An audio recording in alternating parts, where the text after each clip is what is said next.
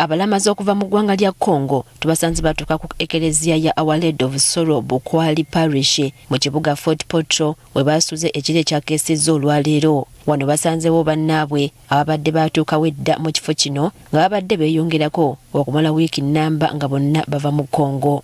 Abamu ku bano babadde bafuna bujjanjabi obusookerwako naddala obw'amagulu olw'ebinywa okwesiba omutwe omusujja n'okulumwa embuto. Bano batutegeezezza ng'entalo ezitatadde mu kitundu kyabwe ezifiiriddemu abantu baabwe nga ze zimu ku nsonga ezibatwala Namugongo okwegayirira abajulizi okwongera okuyiwa omusaayi kukome. Watu wanauawa kama nyama kila siku, ndio maana tunakuja omba Mungu atusikie na atufanyie hiyo kazi. Damu inamwangika huko kila siku, hatuna amani, tunakosa amani. Tunaishi kama wakimbizi, ndio tunakuja kujiombea juu Mungu atusikie, tunakialia mbele yake atusikie. Kwa hiyo tumefika kusali kila mwaka kwa kulilia mashahidi wa Uganda waweze kutusaidia kwa hiyo shida ambayo inatusumbua ya Congo. Abalamazi abalala okuva mu bitundu ebiriraanyeewo batubuulidde ku birungi bye baganyuddwa mu kulamaga Namugongo. Najja nengende Namugongo last year nendamaga nga bankozesa naye kati I'm the boss lady, I'm the landlady. Nakaramaga emyaka 19 nendibaka hati nyehurandiki amani galumu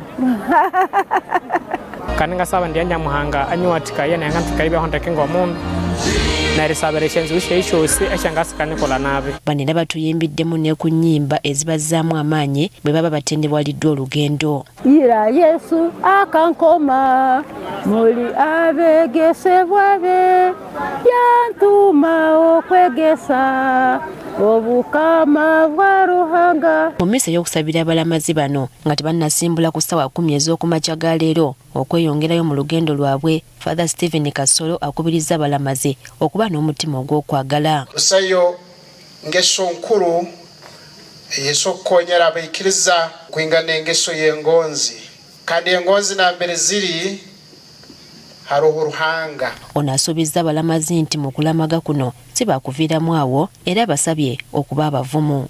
Omuntu anyakwehayo, busayo omuntu anyakwerekesa, busayo omuntu anyakwefiisa, busayo omuntu ayakora ebintu ebirungi akasasulwa n'ebibi. Ruhanga najja kurora okwehayo kwawe, obwire bwawe, amaani gaawe na kuheereza ekyo eky'okumusaba. Oluvannyuma bano beeyongeddeyo mu lugendo lwabwe ku ssaawa 10 ez'okumakya nga basuubira olwaleero okusula ekyenjojo.